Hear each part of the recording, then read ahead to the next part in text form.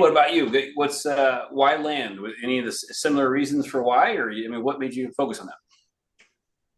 So like I started real estate working. Well, like my first business was in like high school, which is like 4 or 5 years ago now, which is kind of crazy. And it was like I'd sell eggs on my bike.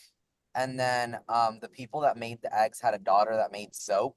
And then I like decided that I could sell it more expensive if I put it in a basket and sold it to realtors.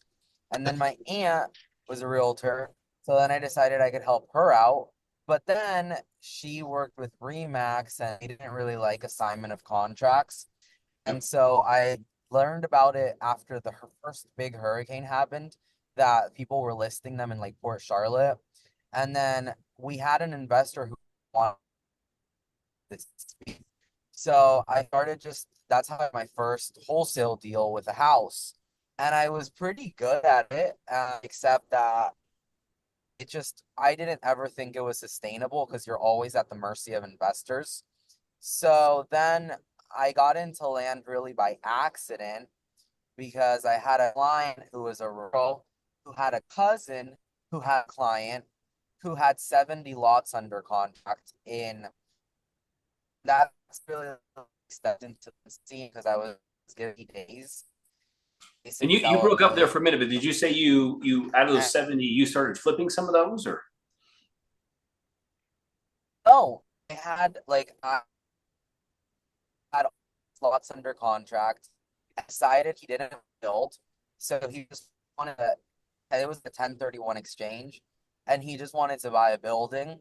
So they basically nobody wanted to deal with these lots. So I guess they found me and they were like, "Hey, do you want to sign a contract for like $1 million to sell 72 lots?"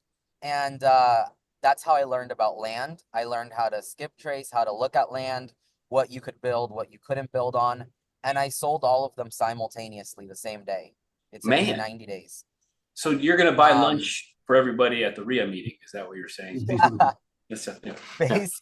I But then after that, I just started doing like one lot, two lots, and then I started working really closely with Jay from Royal Southwest Holdings, and he became like a really good mentor for me.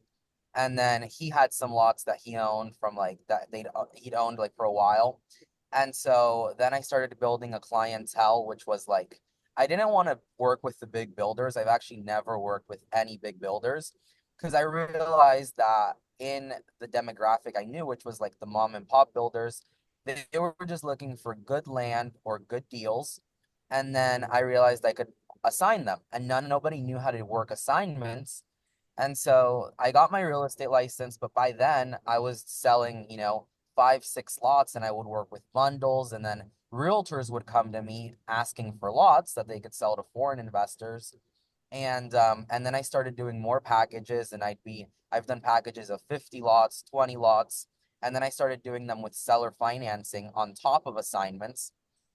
And then more recently, I realized that investing in land has something that no other asset class has, which is a house, your ROI is calculated when you buy and then when you sell, if you're flipping it. Land, I could own 10 pieces of land, and maybe after the first seven, I could get all my investment back and I can hold lots as profit. So that's what I started to do.